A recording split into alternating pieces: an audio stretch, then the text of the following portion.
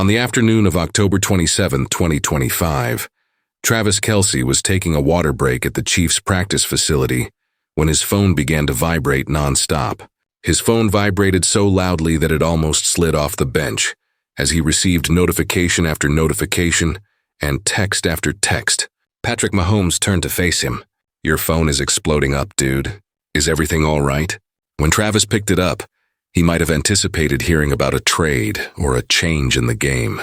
Rather, he received an excessive number of Twitter notifications. As soon as he launched the app, he saw why Swift Kelce Prenup was the most popular topic. His stomach fell. A tweet from one of the most popular celebrity gossip feeds was pinned to the top of his page. "We have exclusive information on Taylor Swift's demands for Travis Kelce in a prenuptial agreement." The words are startling. A detailed explanation is provided below. Thread. As Travis scrolled along the thread, his hands began to shake. "Our sources claim that Taylor Swift's legal team has prepared a 160-page prenuptial agreement for her impending union with Travis Kelce. These are the important terms. Travis Kelce will not be entitled to any of Taylor Swift's assets in the case of a divorce, including her over $500 million song library, real estate holdings, or prospective revenues from previous projects. Unless specifically stated otherwise in writing, all assets obtained during the marriage shall be regarded as Taylor Swift's separate property. Travis Kelce gets nothing if the marriage terminates before 5 years. He might be eligible for a small settlement sum TBD after 5 years. Regardless of the length of his marriage, Travis Kelce waives any rights to spousal support and alimony. Travis is prohibited from ever publicly revealing their connection in books, interviews, or social media due to strict confidentiality agreements, which carry fines of up to $10 million for each infraction. Travis felt as though someone had struck him in the stomach. He continued to read. Travis hasn't yet seen the agreement, according to people close to the pair. For months, Taylor's team has been working on it. Just 5 months before their April 2026 wedding, Travis will receive the prenuptial agreement this week. What are your thoughts? Is Taylor displaying a lack of trust or safeguarding her possessions? Let's hear it below, pointing down with the backhand index. The remarks were harsh. In a matter of minutes, thousands of people weighed in. She has no faith in him. Why get married to someone you need to keep safe from? Intelligent woman. Taylor, safeguard your possessions. For Travis, this is embarrassing. He's being treated like a gold digger by her. His own net worth is $50 million. This is offensive. I would leave if I were Travis. As he again read the leaked prenuptial terms, Travis stood in the center of the practice facility, his teammates doing their drills around him, the noise dissolving into background static. This shouts, "I expect us to fail." She had kept it from him. Every time he thought about it, that was the part that struck him like a new blow. In 5 months, they would tie the knot. 5 months. She hadn't spoken to him about the 160-page agreement that her lawyers had created, which detailed how their marriage would end, what he wouldn't get, and how he would be punished if he ever discussed their connection. "Are you okay, Travis?" Now, with a worried expression on his face, Patrick stood in front of him. Travis muttered, "I have to leave," in a voice that sounded odd to him. "I have to go now." "What's the issue?" Patrick inquired. But Travis was already making his way to the locker room, his thoughts racing as he held his phone tightly. He sent Taylor a text. "We must now have a conversation. I'm returning home." The answer arrived right away. "I'm present." "What's the issue?" Travis remained silent. He simply drove. His knuckles went white as his hands gripped the driving wheel so fiercely. His thoughts were replaying the phrases from that thread. Nothing is given to Travis Kelce. Lack of confidence. Prior to the wedding, she is preparing for the divorce. 20 minutes later, Taylor was standing in the doorway with a worried expression on her face when he pulled into their driveway. She must have been keeping an eye out for him. "What happened, Travis? You left the practice early. You refused to respond to my texts." With the gossip thread still visible on the screen, Travis raised his phone. "Is this true?" In an instant, Taylor's troubled expression turned pallid. She glanced at the screen, then back at Travis, and finally back to the screen. "I can explain, Travis. Is it genuine?" Now Travis spoke more forcefully. "Did you have a prenuptial agreement drafted by your attorneys without telling me?" Did you truly say that I would receive nothing if we divorced before 5 years? That I face a $10 million fine if I discuss our relationship? Taylor, is any of this true? Tears welled up in Taylor's eyes. Yes, but you don't get it, Travis. I completely understand, Travis said, raising his voice. I am aware that you want to file for divorce before we are even married. I am aware that you believe I am a gold digger who need protection. I am aware that you had your attorneys create this document for months without ever bringing it up to me. With a trembling voice, Taylor responded, That's not fair. You're misinterpreting everything. Then tell me about it, Travis yelled. Tell me how I should interpret this. Describe how I should feel when I learn on Twitter, along with millions of other people, that my fiancé has been preparing a covert strategy to keep me at bay. It was not intended to leak. Taylor sobbed. This week I was going to tell you. I was searching for the appropriate moment and words. Telling someone that you anticipate your marriage failing is never appropriate. There is no right way to say, hey, by the way, I think there's a good chance we'll get divorced. So, here's a 160-page document outlining exactly how little you mean to me, Travis remarked. That's not what this is, Taylor responded, tears now flowing down her cheeks. Travis, please, can we go inside and talk about this calmly? Travis refused. I'm not interested in going inside. I don't want to sit down and listen to you justify the benefits of this prenuptial agreement. Tell me the truth, please. Do you believe that we will divorce? What? No, replied Taylor. So why is a prenuptial agreement necessary? Travis made a demand. If you believe we will succeed, why do you require 160 pages of legal protection? Think about this moment before we go on. Have you ever had the impression that a loved one was getting ready for you to let them down? That depressing realization that they had a plan to leave all along? Please leave a comment because I need to protect myself. And what Taylor says next will either save or ruin our relationship. I've been hurt before, Travis, so Taylor yelled back. I've been duped, deceived, and exploited for my wealth and notoriety. Ex-partners have written songs about me, sold tales about me, and claimed to be entitled to half of everything I had worked so hard to achieve. I apologize as well. I'm really sorry if this offends you, but I have to safeguard what I've achieved before entering into another relationship. Travis continued, his voice becoming quiet and wounded. I'm not your exes. I'm not John Mayer, Jake Gyllenhaal, or any of the other guys that mistreated you. I am the same person who has been there for you every day for the past 2 years. You still believe that I need to be shielded from the guy who has repeatedly shown that I love you for who you are, not for your wealth or notoriety. Taylor argued that it wasn't about you. It has to do with me. It's about me being astute, cautious, and not gullible. Travis retorted, It's about me. That prenuptial agreement is all about me. It's about what I'm unable to do, have, or say. It has to do with your belief that I will harm you, take advantage of you, or sell you out. Additionally, you were working on this for months without ever mentioning it, and you couldn't even tell me about it. Travis's voice cracked. Angry with himself for crying but unable to stop, he wiped his eyes. He said, Do you know how humiliating this is? Do you know what it feels like to have millions of people reading about how little your fiancé trusts you?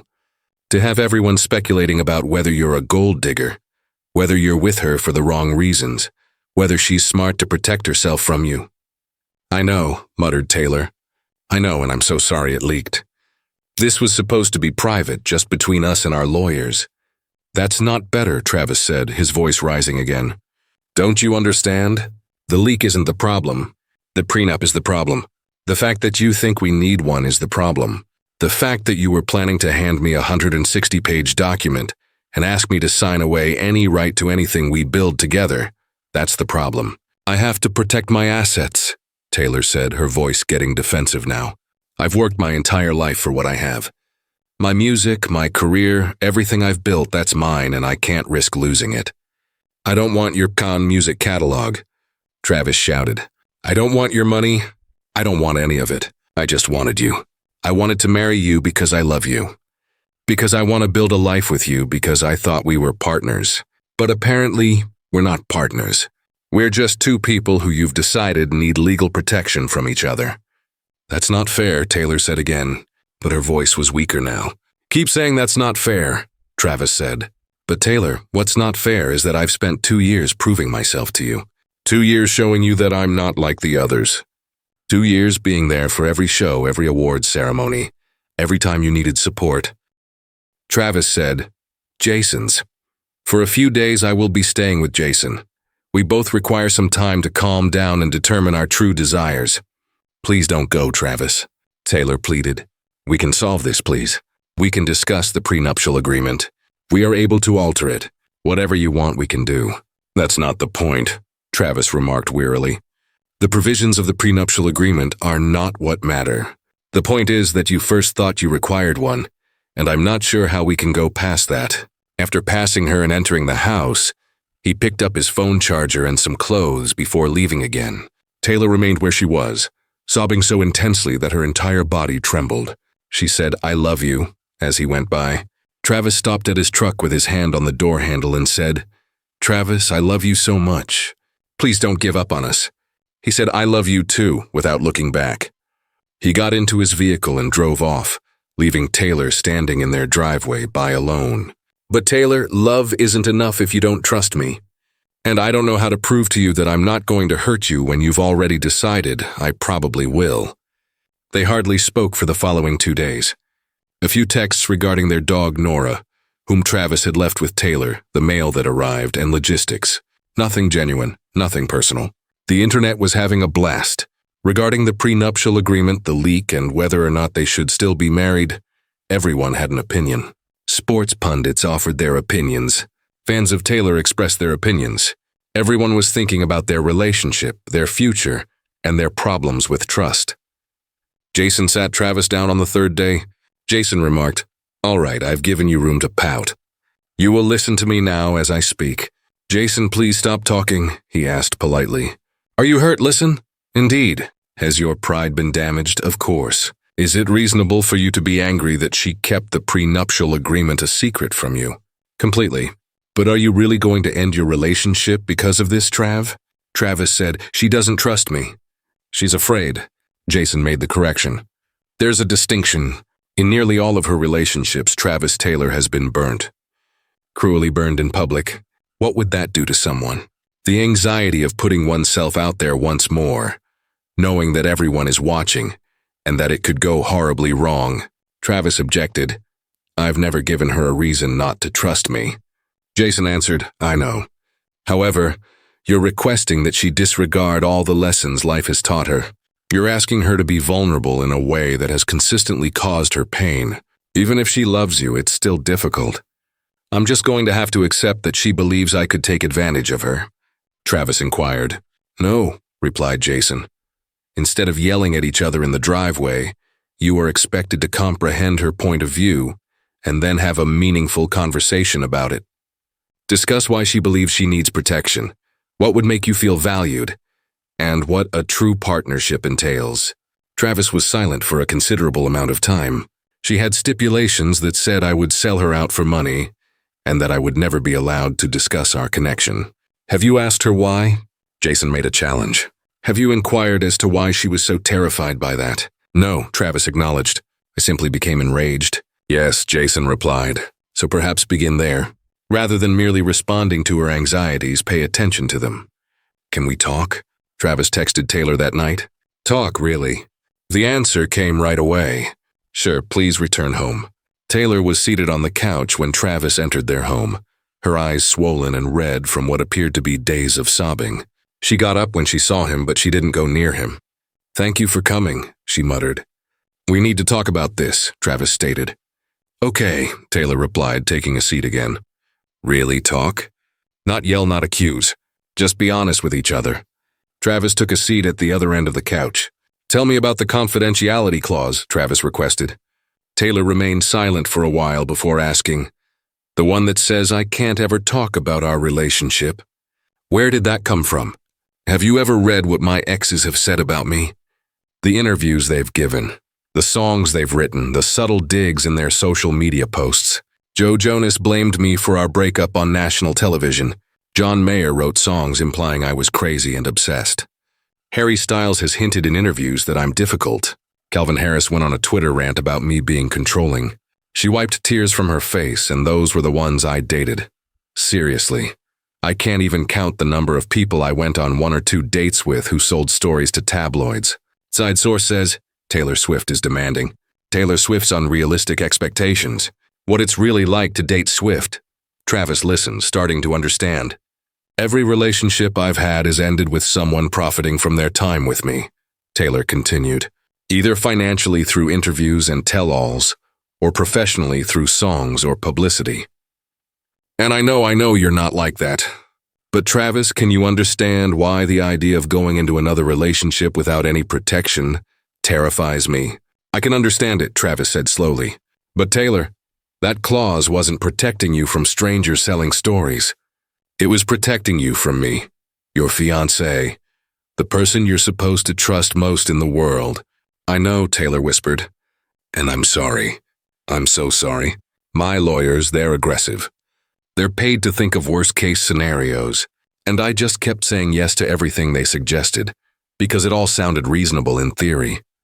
Protect the assets, prevent unauthorized disclosures, establish clear boundaries. It all made sense in a lawyer's office. But it's not a lawyer you're marrying, Travis said. It's me. I know, Taylor said again.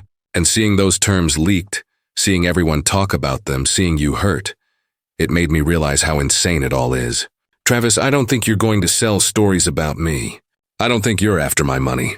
I don't think our marriage is going to fail. But I let fear make all my decisions instead of love. Travis moved closer to her on the couch. Can I ask you something? Anything? Taylor said, if we don't have a prenup at all, if we go into this marriage completely vulnerable to each other, what's the worst thing that could happen?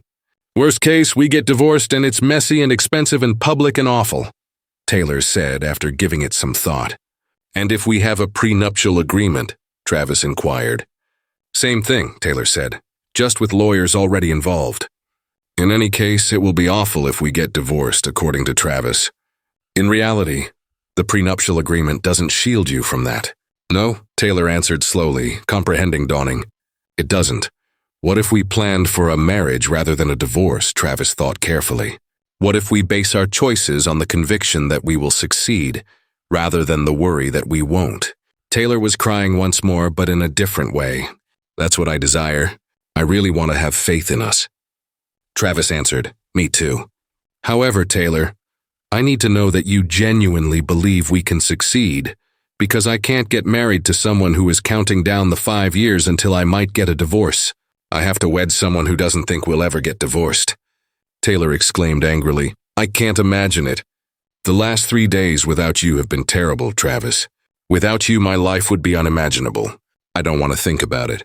The prenuptial agreement was based on fear rather than hope or love. I apologize for letting fear rule me. What then should we do? Travis inquired. Do we destroy the prenuptial agreement? Do we both rewrite it? What does this relationship look like? Taylor pondered for a while. What if we take a different approach? What if we draft a prenuptial agreement that genuinely improves our marriage, rather than one that presumes divorce? For example, we could include provisions requiring us to attend therapy if we experience difficult times, about safeguarding our relationship rather than our possessions, and about never using money as a weapon against one another. Travis stated he liked the notion of a marriage pact rather than a divorce arrangement. Exactly, answered Taylor. Something that says we're in this together, rather than this is how we'll part ways. Travis grasped her hands. That's something I can deal with. But I need something from you, Taylor. What? Taylor inquired. Travis said, I need you to genuinely trust me. Don't merely claim to trust me while having attorneys draft contradictory documents. Despite what others have said, I need you to trust that I won't harm you. Are you able to do that? Taylor gave him a look, took a close look at him. This man, who had continually supported her for 2 years and never given her cause to distrust him, had just been gone for 3 days due to her severe injuries. Yes, she replied. I'm capable of doing it. That's what I want to do. You're not them, Travis. They've never been you. I apologize for treating you the way I did because of my past. And I apologize for not making an effort to comprehend your perspective before becoming irate. Travis replied, I should have asked about your fears instead of just reacting to the prenup. They held each other for a long time, both crying, both relieved, both understanding that they just survived something that could have destroyed them. Can we agree on something? Taylor said after a while. What? No more secrets. No more big decisions made alone. We're a team.